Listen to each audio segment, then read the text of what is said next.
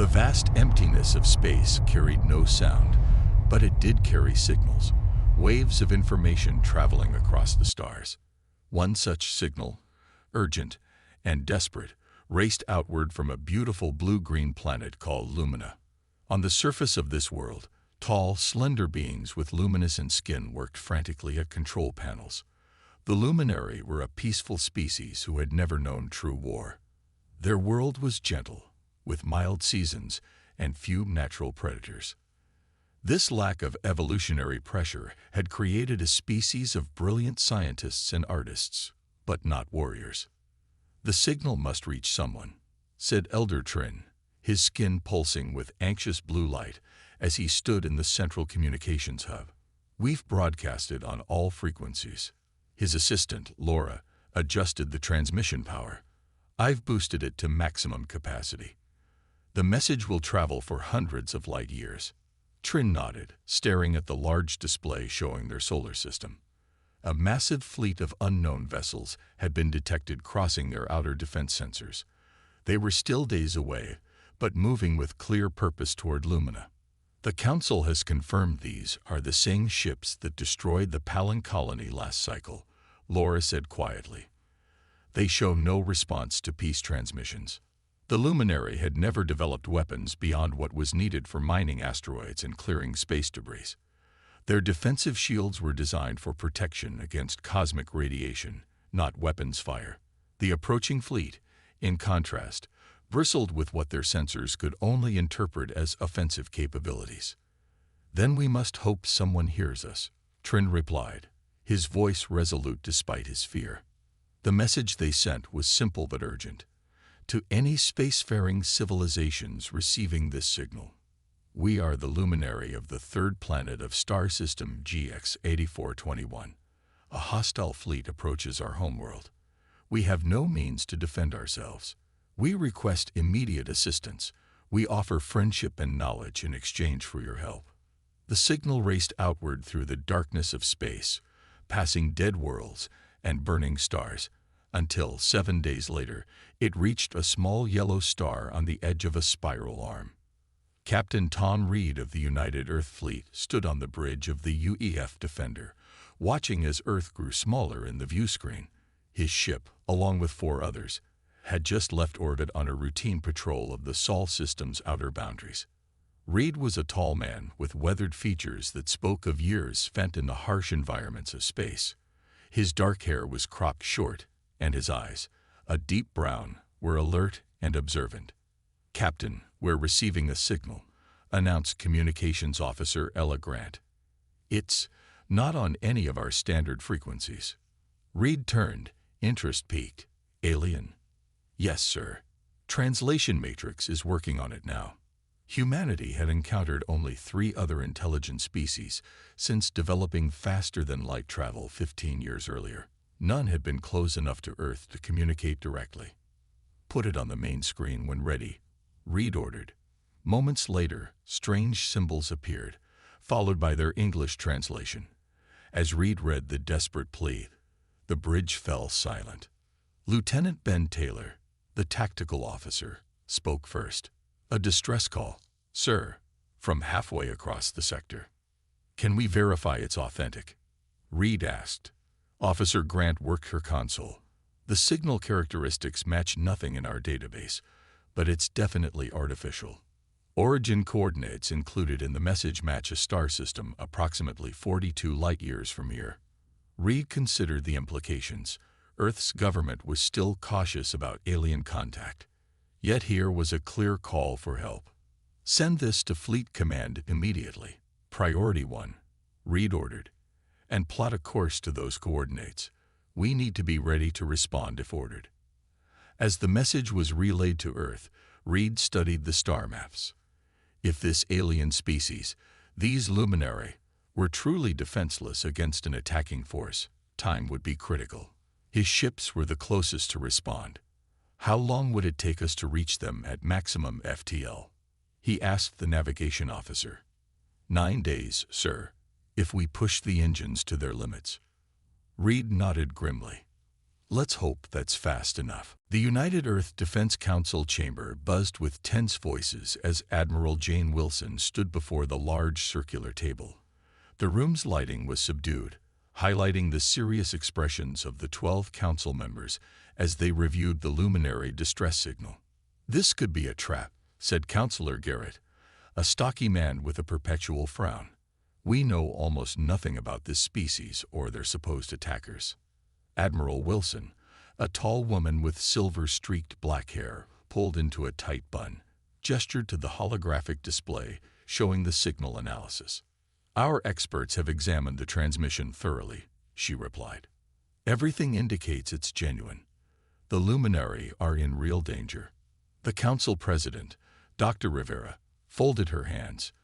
"Even if it is genuine, this is not our fight.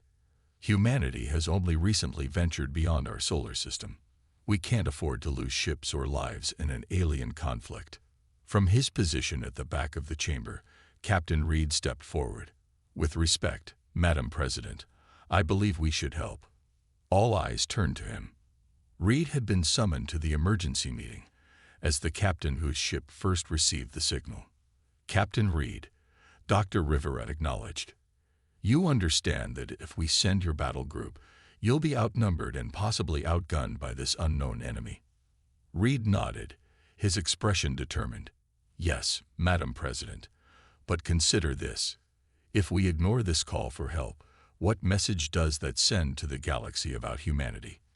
We've spent decades wondering if we're alone in the universe. Now we know we're not, and one of our neighbors needs our help." The room fell silent as his words sank in. Defense Minister Okoro, who had been quietly listening, finally spoke. "Our analysts have studied the limited data on the luminary homeworld. It appears to be what we would classify as a garden world. Minimal environmental threats, few large predators, stable climate. The luminary evolved in conditions that never required them to develop significant defenses." He turned to a new holographic display showing Earth, with its powerful storms, diverse predators, and extreme environments.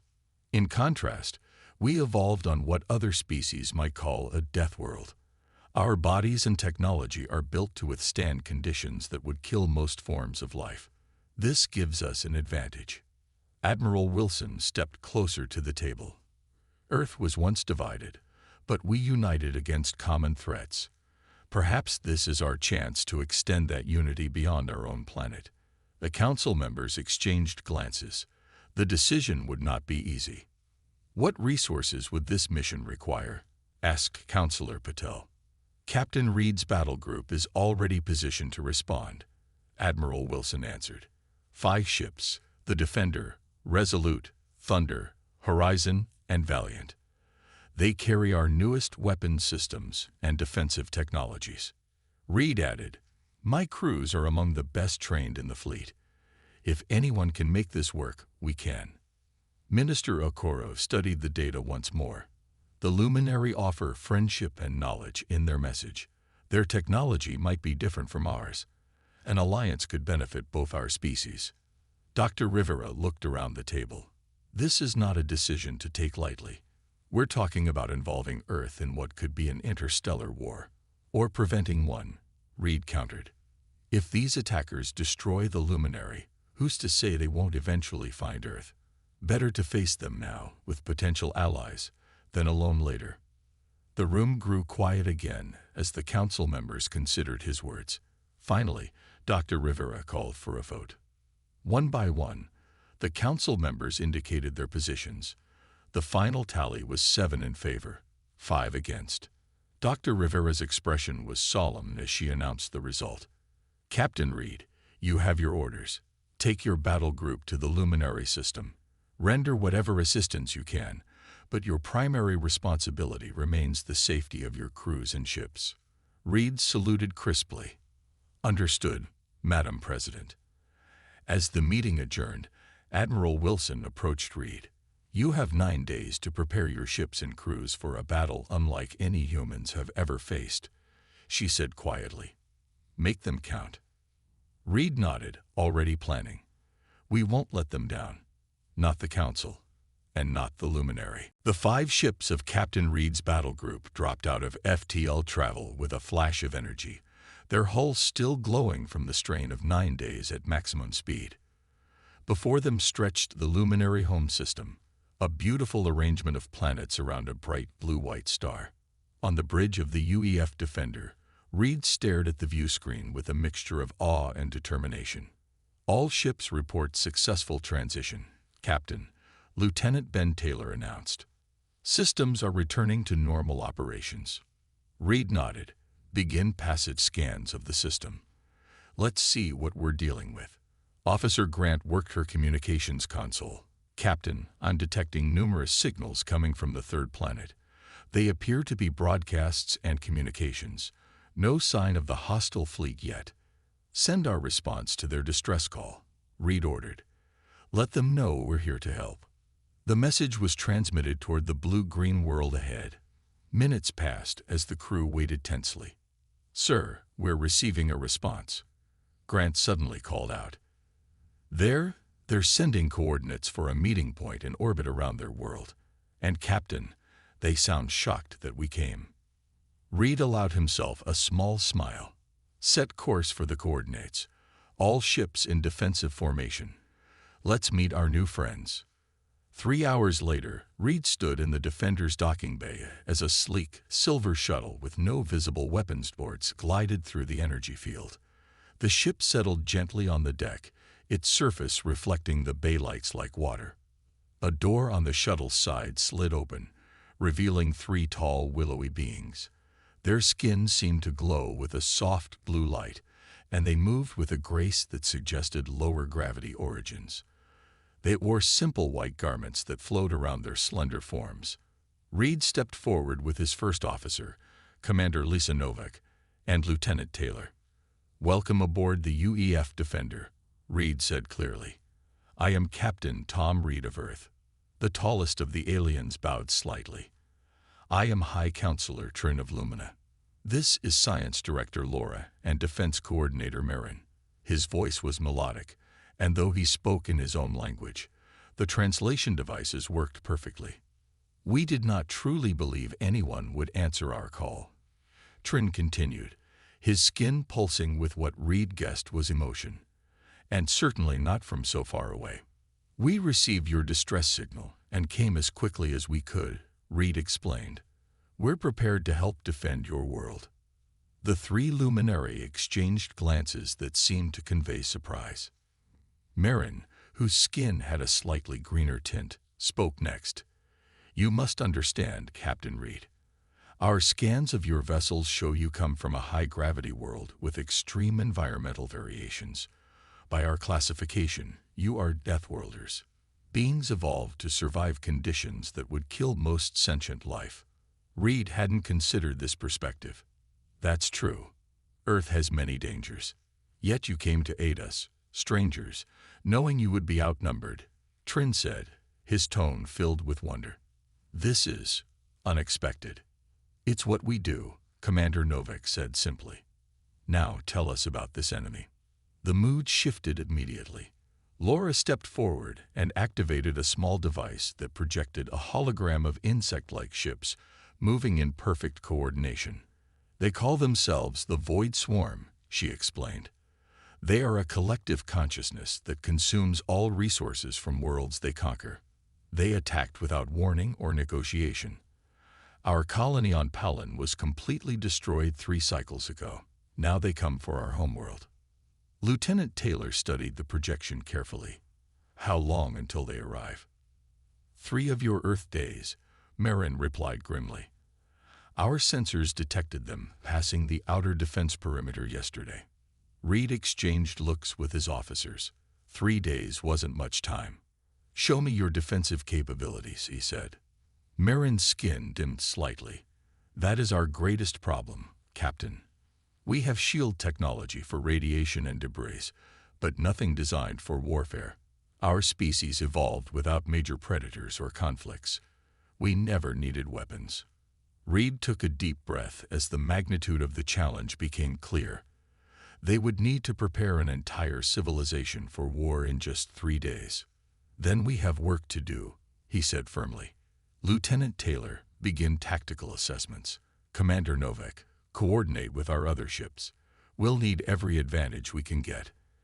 As the humans began issuing orders, the luminary watched with a mixture of hope and fear, witnessing for the first time the efficiency and purpose of beings evolved from a world that had taught them to survive against all odds. The massive luminary central hangar buzzed with activity as humans and aliens worked side by side. What had once been a peaceful docking area for scientific vessels was now being transformed into a military operations center. Lieutenant Taylor stood at a central command table, surrounded by luminary engineers who watched with fascination as he explained basic battle formations. Your ships need to maintain distance from one another, Taylor instructed, moving holographic models on the display. Clustered targets are easier to destroy with a single strike. Nearby, Captain Reed walked alongside High Counselor Trin, inspecting the luminary vessels being retrofitted with makeshift weapon systems. Your energy technology is remarkable, Reed observed, watching as human engineers attached modified mining lasers to a luminary ship. Far more efficient than ours. Trin's skin pulsed with a gentle purple light. What Reed had learned indicated pride. We have focused our development on energy manipulation for centuries. It is the foundation of our civilization. But never for weapons, Reed noted. No, Trin admitted, his color shifting to a somber blue. We never saw the need. The universe seemed so vast, and resources so plentiful. Why fight when you can simply explore elsewhere? Reed nodded thoughtfully. Different evolutionary paths lead to different perspectives. On Earth, competition for resources shaped our history. They stopped before a particularly large luminary vessel where Commander Novak was working with Science Director Laura. Captain, Novak called, you need to see this. Reed approached as Laura activated a small device. The air between them shimmered, and the energy output of a standard human laser weapon appeared as a glowing graph. Watch what happens when we apply luminary energy focusing, Laura said. She touched the device, and a luminary crystal was virtually added to the weapon. The energy output doubled instantly. Their crystal technology can amplify our weapon power by 200%, Novak explained, her eyes bright with excitement. With minimal power increase. Reed's eyebrows rose. Can we implement this across all our ships in time? We're already beginning the modifications, Novak confirmed. The luminary are quick learners.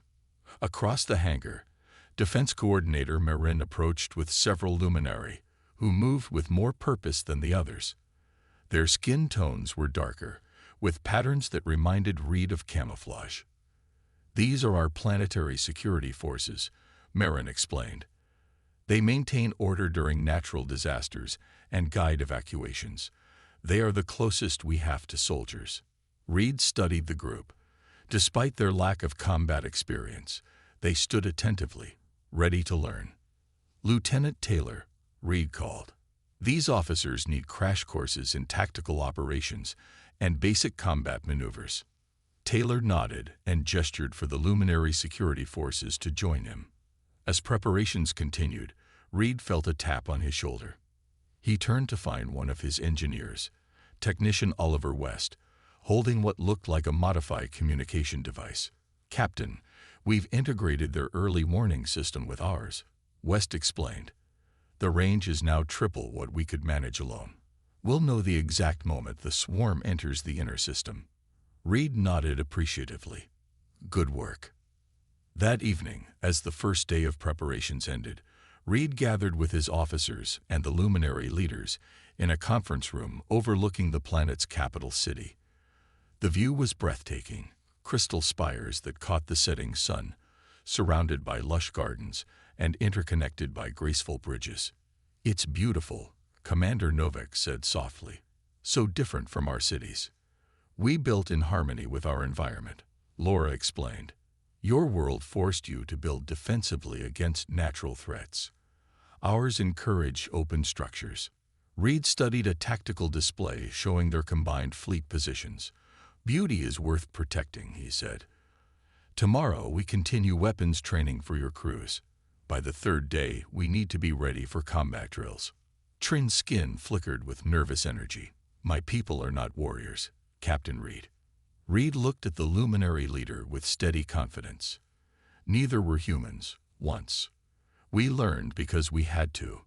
Your people will too. Later, alone in his quarters aboard the Defender, Reed reviewed the day's progress. The luminary were adapting quickly, their natural intelligence compensating for their lack of combat instinct. Their technology was transforming human weapons into something far more powerful. They still faced overwhelming odds, but for the first time since arriving, Reed felt a spark of hope. The humans had brought their Deathworld survival instincts, and the luminary contributed their advanced technology. Together, they might stand a chance against the approaching storm. He activated his comm link. All ships, this is Captain Reed. Double the work shifts.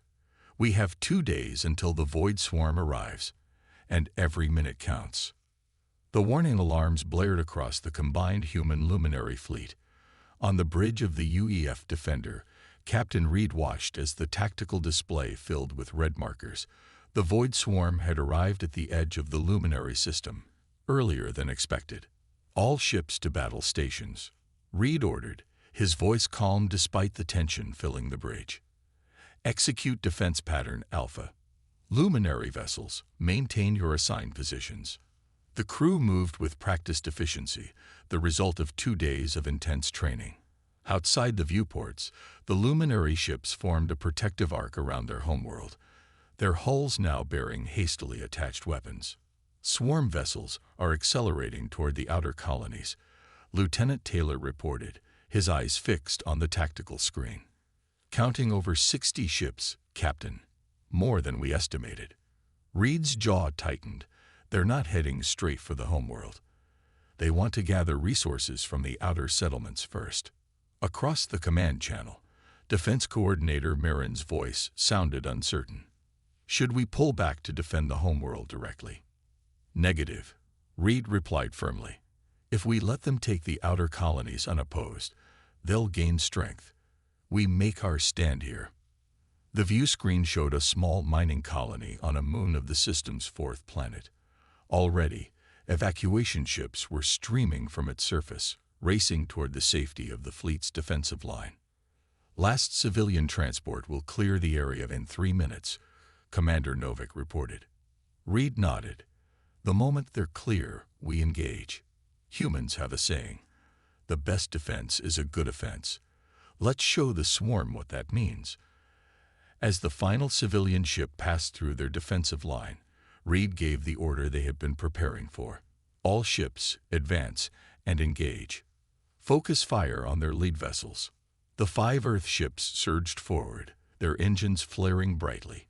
Behind them, a dozen modified luminary vessels followed, their movements less confident but determined. The Void Swarm seemed to hesitate, their perfect formation faltering as the unexpected counterattack began. They had encountered the luminary before, passive, retreating, easy prey. These new tactics confused their collective consciousness. The UEF Thunder, commanded by Captain Diane Foster, struck first. Its main cannons, enhanced with luminary crystals, fired brilliant beams of energy that tore through the lead swarm vessel's hull. The insectoid ship exploded in a shower of debris. Direct hit, Taylor called out, a note of triumph in his voice. Reed remained focused. All ships continue advance. Target their flanking vessels. On the luminary command ship, High Counselor Trin watched in astonishment as the humans executed their attack. The luminary had never witnessed such coordinated aggression. Their own ships followed, firing their modified mining lasers with increasing confidence. The swarm, recovering from their initial surprise, began to respond. 3 of their ships broke formation, accelerating toward the luminary vessels with obvious intent. They're targeting our allies, Novick warned. Reed immediately redirected. Resolute and Horizon, protect the luminary flank. Defender will press the center. The battle expanded across the void of space, energy weapons flashing against the darkness. The human ships moved with unpredictable patterns, making them difficult targets for the swarm's automated tracking systems. "Sir," Taylor called suddenly, "I'm detecting a larger vessel holding position behind their main force. Likely their command ship." Reed studied the tactical display. The massive ship remained protected behind layers of smaller vessels. "If they could reach it." "Lieutenant Taylor," Reed said, "take a strike team. I want you to lead our fastest attack craft directly toward that command ship." Taylor's eyes widened slightly. "Sir, we'd have to cut through their entire formation." "That's exactly why they won't expect it," Reed replied, a grim smile on his face. "Take Luminary Defense Officer Karan with you. His knowledge of their energy-focusing technology may give you the edge you need." Taylor nodded sharply. "Yes, sir." As Taylor left the bridge, Reed turned his attention back to the battle.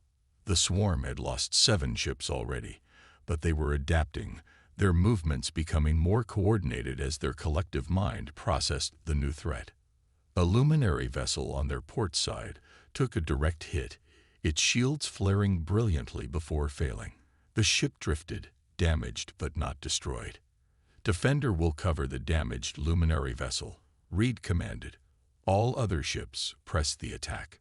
Don't give them time to regroup." From the planet below, the luminary population watched the flashes of battle in their sky. Many had never witnessed violence on this scale. What they saw both terrified and amazed them. The human ships fighting with a ferocity born from evolution on a world that had never allowed for weakness. The Deathworlders had brought their fighting spirit to the stars, and for the first time in their existence, the Void Swarm faced an enemy that did not flee. The battle had raged for hours. What began as a human offensive had transformed into a desperate struggle for survival as the Void Swarm adapted to their tactics. The bridge of the UEF Defender was filled with smoke from damaged systems, emergency lights casting red shadows across the faces of the crew. "Hull breach on Deck 5 contained," reported Commander Novak, blood trickling from a cut on her forehead. "Shields at 32%. Captain Reed gripped the command chair as another blast rocked the ship. Through the view screen, he watched 2 swarm vessels converge on a luminary ship, tearing through its defenses. "Defender can't take much more of this, Captain," Chief Engineer Patil warned through the comm. "The power core is straining to maintain weapons and shields simultaneously." Reed's eyes narrowed as he assessed their situation. 3 of the 5 Earth ships had sustained heavy damage. The UEF Horizon was completely disabled, its crew evacuated to other vessels. Nearly half the luminary ships had been destroyed or rendered inoperable. Yet they had inflicted significant losses on the swarm. Perhaps 30 enemy ships remained from the original 60, but the massive command vessel still lurked behind the front lines, coordinating the attack. "Any word from Lieutenant Taylor's strike team?" Reed asked. "Nothing since they entered the swarm formation," Novak replied grimly. "We've lost contact." Reed had sent Taylor and a small team of fighters on what might have been a suicide mission, to penetrate the swarm's defenses and attack their command ship directly. Without that strike succeeding, the battle would be lost through sheer attrition. A nearby console exploded, sending a crew member flying backward. Medical teams rushed to assist as Reed made his decision. "All remaining ships, fall back to defensive position around Lumina," he ordered. "We need to consolidate our forces." As the battered fleet began its tactical retreat, Reed was carried to the medical bay against his protests. A direct hit to the bridge had left him with shrapnel embedded in his side. The ship's doctor worked quickly to stabilize him. "I need to get back to the bridge," Reed insisted, trying to rise from the medical bed. "You've lost too much blood, Captain," the doctor replied firmly, pushing him back down. "Commander Novak has the con." Reed's comm device activated. "Captain," came Novak's voice, "the Luminary High Council is requesting to speak with you." "Put them through," Reed ordered, wincing as the doctor extracted a metal fragment from his wound. The face of High Counselor Trin appeared on the small screen, his skin pulsing with distressed colors. "Captain Reed, "Your bravery has been extraordinary," Trin said, "but we cannot ask you to sacrifice more of your people for our world." Reed shook his head. "We're not done fighting yet, Counselor. But your ships are damaged, your crew injured. The swarm still outnumbers us," Trin argued. "Numbers aren't everything in battle," Reed replied. "What matters is will. The determination to keep fighting when logic says you should surrender." Through the comm, Reed could hear the battle continuing. The swarm was pressing its advantage, sensing victory. "This is what it means to come from a death world, Counselor," Reed continued, his voice growing stronger. "On Earth, we learned that survival often means fighting against impossible odds. It's in our blood." Suddenly, Novik's voice cut in. "Captain, we're detecting multiple explosions within the swarm formation." Reed's eyes widened. "Taylor." The tactical display showed chaos erupting in the enemy ranks. Small explosions chain-reacted through their tight formation as several swarm ships collided with each other. "Lieutenant Taylor's strike team is alive," Novik reported, excitement in her voice. "They've reached the command vessel and deployed the luminary energy bombs." On the screen, Trin's expression changed to one of wonder. "Your lieutenant survived." Reed smiled through his pain. "Humans are hard to kill, Counselor, especially when we have something worth fighting for." The command channel filled with Taylor's voice, strained but triumphant. "Captain, we damaged their central coordination node. The luminary officer Kiran figured out how to overload their communication system. The swarm ships are losing their collective control." Reed immediately understood the opportunity. "All ships, this is Captain Reed. The swarm is vulnerable. Target any vessel showing signs of disorientation. Concentrate fire on their flanks." From his medical bed, Reed watched on the display as the combined human luminary fleet rallied. The luminary ships, which had been hesitant at the battle's start, now moved with newfound confidence, their captains having learned from their human allies. "Look at them," the doctor said quietly, pausing in his work to glance at the screen. "The luminary are fighting like they've been doing it for generations." Reed nodded, pride evident in his eyes. Sometimes courage is contagious. The Void Swarm's perfect formation had dissolved into disorder. Without central coordination, their overwhelming numerical advantage became meaningless. Ship by ship, they fell to the combined fleet's assault.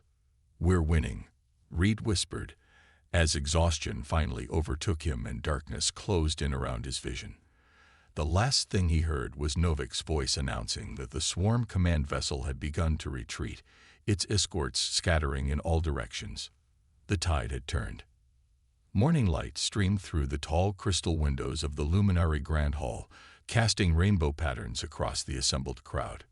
Captain Tom Reed, still walking with a slight limp from his injuries, stood beside High Counselor Trin on the central platform.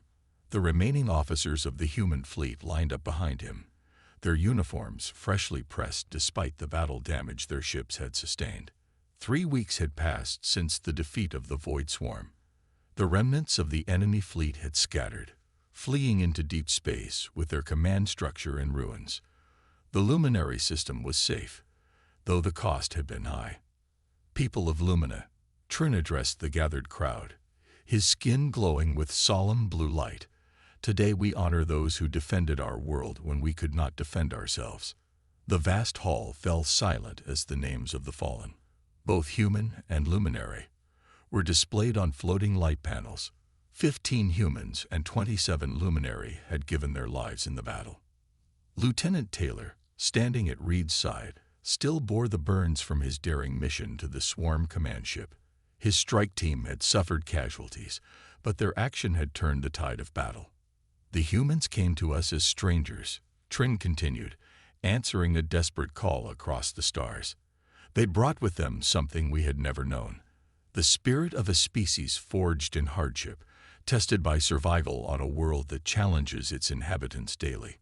Reed listened quietly, remembering the chaos of battle, the moments when defeat had seemed certain. Even now, repair crews worked around the clock on the damaged ships. The UEF Defender would fly again, But the horizon was beyond salvation, its wreckage now orbiting Lumina as a memorial. We called them Deathworlders. Trin said, a term that once held fear for us. We believed that any species from such a harsh world would be aggressive, dangerous. Today, that term becomes one of honor. From the audience, science director Laura stepped forward, carrying a crystal sphere that pulsed with inner light. Captain Reed, she said, this contains the combined knowledge of our civilization, our science, history, art, and culture. It is our gift to Earth, the beginning of a true exchange between our peoples. Reed accepted the sphere with a formal vow. On behalf of Earth, I thank you. This alliance was forged in battle, but it will thrive in peace. Commander Novak stepped forward with a data tablet, and in return, we offer the Luminary the beginning of what you'll need most in the future: knowledge of defense systems, early warning networks, and ship designs that can protect your people. A murmur ran through the crowd. The battle had changed the Luminary. Those who had fought alongside the humans stood taller now, their movements more purposeful. The species that had never known war had been forced to learn its lessons quickly. The galaxy is not always kind, Reed said, addressing the assembly. Earth learned this through our own history. But you've proven that even a peaceful species can find courage when needed. Defense Coordinator Marin, now leading a newly formed Luminary Defense Force, stepped forward. Our people will never forget what Earth has done. Already, word spreads to other peaceful worlds about the humans who came to our aid. Reed nodded, understanding the significance. In the weeks since the battle, 3 other species had made contact with the Luminary, all having detected the battle from afar. The galaxy was watching. The Void Swarm preyed on worlds they believed couldn't fight back. Reed said, they never expected to face a united defense. Trin raised his hands, and the hall's central crystal began to glow, projecting an image of the combined fleet. Today we formalize what began in battle. The Luminary hereby established the first interstellar alliance with Earth. The crowd erupted in light displays, their skin glowing with colors of joy and hope. Later, as Reed prepared to return to his ship, Lieutenant Taylor joined him on a balcony overlooking the capital city. Below them, human engineers worked alongside Luminary scientists, sharing knowledge and building something new. Do you think the swarm will return? Taylor asked. Reed watched a group of Luminary children listening intently to a human navigator telling stories of Earth. Perhaps, but they won't find the same easy target they expected. And Earth, how will this change us? Taylor wondered. Reed smiled as he saw a Luminary healer using their advanced techniques to treat an injured human crewman. For the better, I hope. We brought our strength to them, but they have much to teach us as well. In orbit above, the Earth ships prepared for the journey home. They would return with new allies, new technology, and a new understanding of their place in the galaxy. The SOS that had traveled across the stars had not just saved the Luminary. It had transformed both species forever. We came as Deathworlders, Reed said quietly, but we leave as something more, protectors. As the sun set over Lumina, the first joint patrol of human and Luminary ships launched into orbit, a new fleet born from the unity of 2 very different worlds, ready to face whatever the universe might bring next. The night shift at Earth's deep space listening post was usually quiet. Most operators spent their time watching screens that showed nothing but the empty darkness of space. But tonight was different. Tom Walker sat up straight in his chair as a strange pattern flashed across his monitor. His fingers moved quickly over the controls, trying to lock onto the signal before it disappeared. Hey, I've got something here, he called out to his supervisor. Jane Miller walked over, her coffee forgotten in her hand. What is it? Not sure, Tom replied, his eyes fixed on the screen. But it's not natural, and it's not one of ours. The signal pulsed with a pattern too regular to be random. As they watched, it began to translate into data. Strange symbols appeared on the screen, slowly being decoded by Earth's most advanced computers. It's a distress call, Jane whispered, from deep space. Within an hour, the listening post was filled with military personnel and scientists. The signal was the biggest news in human history, the first confirmed communication from an alien civilization, and it was a cry for help. Captain Jack Reynolds of the Earth Defense Fleet was pulled from his bed at 3 a.m. His flagship, the massive warship Indomitable, was docked at the lunar base. As the most decorated officer in the fleet, he knew a middle-of-the-night call meant trouble. The briefing room was packed when he arrived. Admiral Wilson stood at the front, his face grim. "Ladies and gentlemen," the Admiral began, "what I'm about to share is classified. 6 hours ago, we received this." He played the translated message on the main screen. The voice was strange, synthesized by the computer to be understood by human ears. It spoke slowly, with pauses at odd places. "This is the vessel Star Weaver of the Luminary Confederation. We are under attack by the Razak Dominion. Our home system is falling. Many ships lost. Many lives ended. We seek aid from any who can hear us. Please help." The room was silent after the message ended. "The signal contains data packets," the Admiral continued. "Information about both species. The Luminary are peaceful explorers. The Razak are conquerors." Captain Reynolds studied the images on the screen. The Luminary looked like tall, slender beings with skin that glowed softly. The Razak were heavily armored, with sharp edges to their bodies and ships. "Sir," Reynolds spoke up, "are we considering a response?" Admiral Wilson nodded. "That's why you're here. This goes beyond first contact. It's a request to intervene in an interstellar conflict." The debate lasted for hours. Some argued that humanity should stay out of alien wars. Others pointed out the moral obligation to help those in need. Everyone knew the risks. Earth's fleet was built for defense, not for battles in deep space against unknown enemies. "There's one more thing you should know," the Admiral said finally. "Both species classify Earth as a death world." A scientist explained, "Our gravity, atmosphere, temperature ranges, and natural disasters are considered extreme by their standards. They consider humans to be incredibly dangerous because we evolved in such harsh conditions. The Luminary fear us. The Razak might respect our potential as warriors, but they don't consider us a real threat."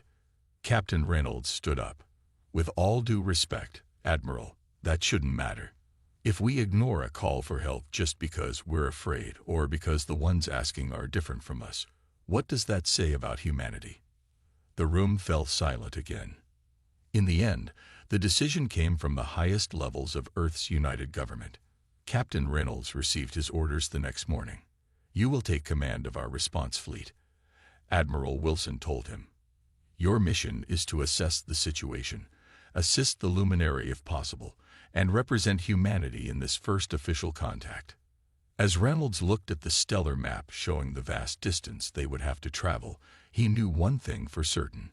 The galaxy was about to learn exactly what it meant when Deathworlders decided to answer a call for help. The massive hangar bay of Luna Base hummed with activity. Captain Jack Reynolds stood at the viewport, watching as ships from all corners of Earth arrived. In just 3 days, the largest fleet humanity had ever assembled was taking shape. Impressive, isn't it? Mark Davis, his tactical officer, joined him at the window. A former Special Forces soldier, Davis had a keen eye for combat strategy. Reynolds nodded. 17 warships, 6 support vessels, and 3 medical ships. Earth is taking this seriously. "As we should," said a voice behind them. Talia Reid approached, her uniform marking her as the fleet's alien liaison officer. With degrees in xenobiology and linguistics, she was the best hope they had for communicating with the Luminary. "This is humanity's chance to show we're more than just the scary creatures from a death planet." Reynolds remembered when humans first learned about their classification. 10 years ago, Earth's first deep space explorers had encountered an alien trading post. The aliens had been terrified, hiding behind protective barriers. It took months to convince them that humans weren't there to conquer or kill. As Reynolds walked through the hangar with his officers, engineers were making final adjustments to the ships. His flagship, the Indomitable, dominated the center of the bay. At 800 meters long, it was the pride of Earth's fleet. Captain Ben Wilson, the chief engineer, waved from underneath the shuttle. His hands were black with grease, his red hair wild. "We've increased engine efficiency by 8%. Should give us more speed when we arrive." "Good work," Reynolds said. "How are the weapons systems?" "Ready to fire," Wilson replied, his face growing serious. "Though I hope we won't need them." Reynolds hoped so too, but experience had taught him to prepare for the worst. The fleet was jumping into unknown territory to face an enemy they knew almost nothing about. Later that day, Reynolds addressed the assembled crew in the main briefing room of the Indomitable. "What we're about to do has never been done before," he began, looking at the faces before him. Men and women from different countries, backgrounds, and specialties, all united in this mission. We're going to travel farther than any human has gone, to help a species we've never met, against an enemy we don't understand. The room was silent as he continued. The luminary sent out a call for help, not knowing who might answer. They certainly weren't expecting humans, creatures they've been taught to fear. But we're going anyway, because that's what humans do. We help those in need. On the main screen behind him, images of the luminary and their worlds appeared. Beautiful, glowing beings who had built a peaceful civilization among the stars. "They call us Deathworlders because Earth is harsh. Our gravity is stronger, our weather more extreme, our predators more dangerous than most life-bearing planets. It made us tough. It made us adaptable." Reynolds paused. "And now, it makes us the best hope the luminary have." The crew stood straighter at his words. In the days that followed, final preparations were made. Each ship was loaded with supplies, weapons were checked and rechecked, and communication systems were aligned. The fleet would travel using Earth's newly developed jump drive technology. It would take 5 jumps to reach the coordinates in the distress signal, each jump covering distances that would have taken years to cross with conventional engines. On the morning of departure, Reynolds stood on the bridge of the Indomitable. His crew was ready at their stations. On the screens around him, the captains of the other ships reported their status. "All ships report ready, Captain," Davis announced. Reynolds took a deep breath. This was it. Humanity's first step into the wider galaxy as protectors, not conquerors. "Send the signal to all ships," he ordered. "Prepare for jump sequence." The massive engines of the Earth fleet began to power up, creating a hum that vibrated through every ship. Ahead of them, the darkness of space waited. "Jump in 3, 2, 1.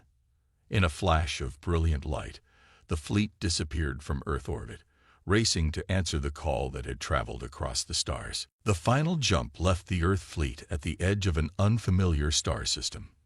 The bridge crew of the Indomitable blinked as their vision cleared from the bright flash of the jump. "Sensors online," Mark Davis reported, his fingers moving quickly over his console. Scanning the area, Captain Reynolds felt the weight of the moment. This was the farthest any human had ever traveled from Earth. They were truly in alien territory now. "Captain," Davis called out, his voice tense, "I'm picking up debris. A lot of it. Looks like the remains of several ships. On the main view screen, the scattered pieces of what had once been starships drifted silently through space." "Any signs of life?" Reynolds asked. Talia Reed, monitoring the communication systems, suddenly straightened. "Sir, I'm getting a weak signal. It's using the same frequency as the SOS we received." "Put us on an intercept course," Reynolds ordered, "and have the medical ships prepare for possible survivors." As the fleet approached the source of the signal, they found a damaged ship hiding in the shadow of a small moon. Its once sleek design was now scarred with blast marks, and parts of its hull were torn open to space. "It's definitely luminary," Reed confirmed, comparing it to the data they had received in the distress call. "The design matches." Reynolds opened a channel. This is Captain Jack Reynolds of the Earth Defense Fleet. We received your distress call and have come to offer assistance. For several long moments, there was no response. Then a weak signal came through. Earth, humans? You are Deathworlders. The voice sounded uncertain and afraid. Yes, Reynolds replied calmly. We've come to help. Another pause then. Our ship is failing. Many are hurt. We did not expect your kind to answer. We're sending a medical team to dock with your vessel, Reynolds said. Please allow them to board. The medical team, led by Dr. Anna Clark, reported back an hour later. Their faces on the view screen showed a mix of wonder and concern. Captain, the Luminary are unlike anything we've seen, Dr. Clark said. Their bodies actually produce light. They're much more fragile than us. Lower bone density, thinner skin. They're suffering from injuries that would be minor to humans, but are serious for them. Can we help them? Reynolds asked. Yes, but carefully. They're terrified of us. Our size, our strength, even the way we move seems threatening to them. Reynolds decided to meet the Luminary himself. Accompanied by Reed and a small team, he boarded the damaged alien vessel. The interior was beautiful despite the damage. Curved walls that seemed to flow like water, with soft light coming from the structure itself. And then Reynolds saw his first Luminary in person. They were tall and slender, with skin that glowed with a soft blue light. Their movements were graceful, almost like they were floating.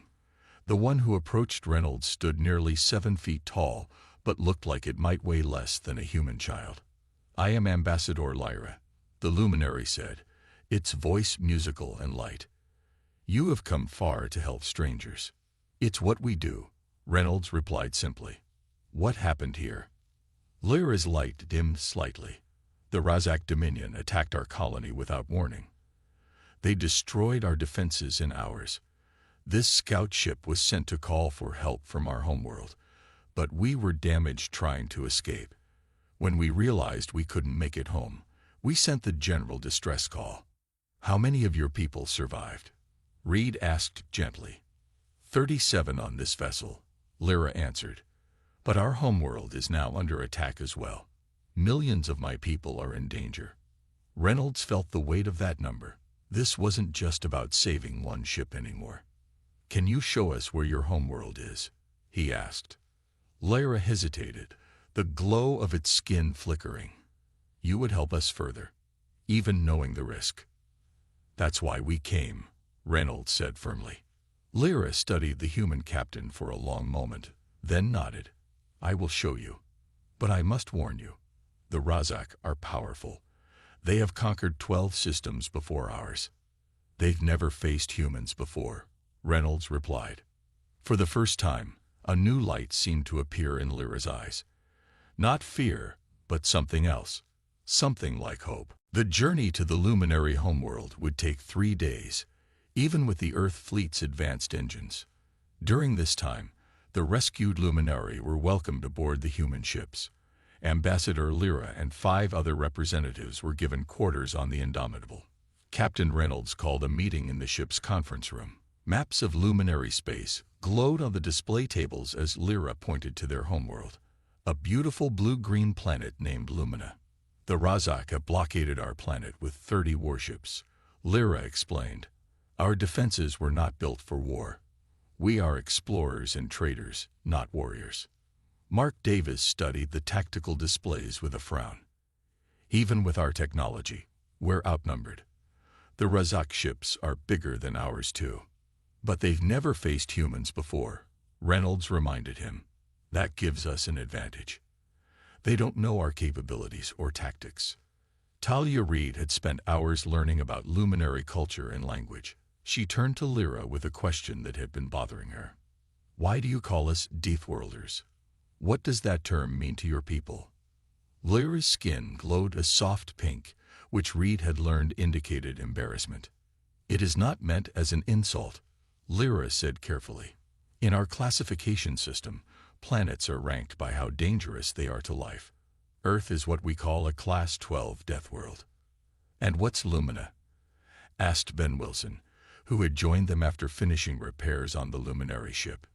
Lumina is Class 3, Lyra replied. Your gravity would crush us. Your air would burn our lungs. Your bacteria would kill us within days. And your predators. Lyra's light flickered. We have studied your lions, sharks, and bears. We have no such creatures on our world. The humans exchanged glances. They had never thought of Earth as particularly dangerous. And the Razak? Reynolds asked. What class is their world? Class 7, Lyra answered. They are stronger than us, which is why they believe they have the right to conquer. But compared to humans, Lyra's voice trailed off. Over the next 2 days, humans and Luminary exchanged knowledge and skills. The Luminary were amazed at the physical capabilities of humans, their strength, endurance, and resistance to pain. One Luminary scientist nearly fainted when watching a training exercise where human Marines practiced hand-to-hand combat. They are hitting each other for practice, the scientist whispered in horror. Such blows would kill one of us. Meanwhile, Engineer Wilson worked with Luminary technicians to adapt Earth weapons to be more effective against Razak shields. The Luminary had extensive knowledge of Razak technology from previous encounters. Their ships have a weakness, a Luminary engineer named Pell explained. Their shield generators cannot handle rapid frequency changes. But our weapons are not strong enough to exploit this. Wilson grinned. Earth weapons pack a much bigger punch. If we can modify our targeting systems to hit those frequency gaps, we might have something. In the ship's gym, Captain Reynolds found Lyra staring in wonder at a human lifting weights. On our world, we use mechanical assistance for anything requiring that much force, Lyra said. Your people do this. For enjoyment? Reynolds smiled. We push ourselves to become stronger. It's part of who we are. Lyra's glow brightened slightly. Perhaps that is why you answered our call. You push yourselves not just physically, but morally too. On the final day before reaching Luminary space, Reynolds gathered his officers and the Luminary representatives for one last strategy session. We'll split our forces, he explained, pointing to the tactical display. A small group will draw their attention here, while our main force circles around to hit their flank. Lyra studied the plan with concern. The diversion force will face great danger. Reynolds nodded. Yes, but they'll be our fastest ships. Hit and run. Something humans have been good at for thousands of years. As the meeting ended, the ship's sensors detected the edge of Luminary space. Ahead lay the Razak blockade, and the battle that would determine the fate of an entire species. All hands to battle stations, Reynolds ordered. We're about to show the galaxy what happens when you push Deathworlders to action. The Earth fleet dropped out of faster-than-light travel at the edge of the Luminary system. Immediately, the sensors on the Indomitable lit up with alerts. 32 Razak warships detected, Davis reported from his tactical station. They're maintaining a blockade formation around Lumina.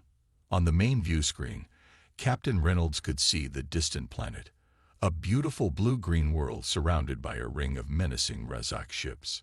The Razak vessels were larger than Earth ships, with sharp angular designs that reminded Reynolds of predatory insects. They haven't spotted us yet, Davis added. We're just outside their sensor range. Reynolds nodded. Good. Launch the scout drones. Let's get a closer look at what we're facing. The small, unmanned drones sped toward the blockade, transmitting data back to the fleet. The Razak ships had impressive weapons arrays, but moved in rigid, predictable patterns. Time to test their defenses, Reynolds said. Implement Phase 1. 3 of Earth's fastest ships, the Swift, the Falcon, and the Harrier, broke formation and accelerated toward the blockade. Their mission was simple: hit the outer Razak ships, then retreat before they could be caught. Reynolds watched as the 3 ships approached the blockade at high speed. The Razak didn't react immediately. They weren't used to enemies bold enough to attack them directly. They're in range, Davis announced. Firing now. The Earth ships fired their newly modified weapons, targeting the weak points in the Razak shields that Engineer Wilson and the Luminary had identified. The effect was immediate and devastating. 2 Razak ships suffered major damage before they could even return fire. "Pull back," Reynolds ordered, and the 3 Earth ships spun around and raced away from the blockade. The Razak response was slow and uncoordinated. Several ships broke formation to pursue the attackers, but the Earth ships were faster and soon outran them. Ambassador Lara, who had been given permission to observe from the bridge, stared in amazement. They damaged Razak warships and escaped without harm. "This has never happened before." "It's just the beginning," Reynolds assured her. The confused Razak ships were still struggling to regroup when Reynolds launched Phase 2. This time, 5 Earth ships attacked from a different angle, targeting a new section of the blockade. Again, they struck hard and fast, then retreated before the Razak could organize an effective response. On the bridge of the Razak command ship, General Draz slammed his armored fist against his control panel. "Who are these attackers?" he demanded of his officers. "Where did they come from?" "Unknown species, General," an officer replied nervously. "Their ships are smaller than ours but faster. And their weapons," he hesitated, "they somehow penetrate our shields at the frequency shift points." "Impossible," Draz growled. "No one knows that weakness."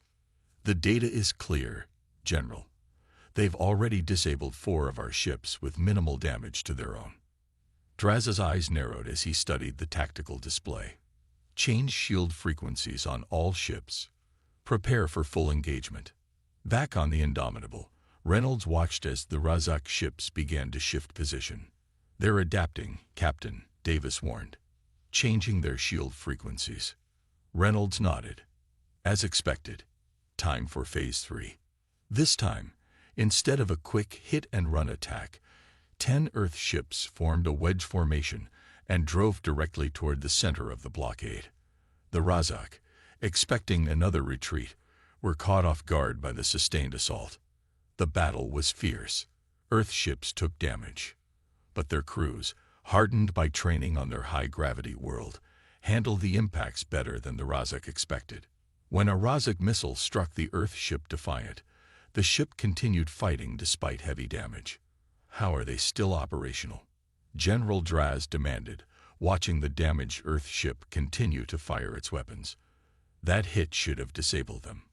What the Razak didn't understand was what humans called damage control, the ability to keep fighting even when systems were failing.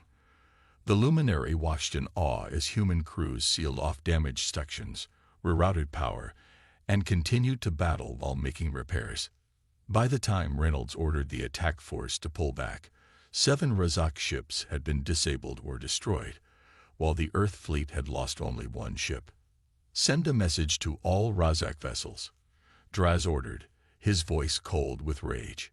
"I want to know who these primitive Deathworlders think they are." Captain Reynolds stood before the holographic display of the battlefield.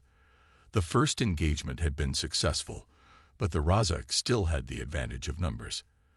The Earth fleet had retreated to the shadow of a nearby moon to regroup and repair. "They'll be ready for our hit-and-run tactics next time," Mark Davis said, pointing to the new Razak formations. "They've tightened their defensive grid." Reynolds nodded grimly. "Then we need something they won't expect." Engineer Wilson had been working nonstop with his team and their Luminary allies. He looked exhausted but excited as he joined the meeting. "Captain, we've modified our remaining missiles with the Luminary light-bending technology," Wilson reported. "It won't make them invisible, but it will confuse Razak targeting systems." "Good work," Reynolds said. He turned to Talia Reed.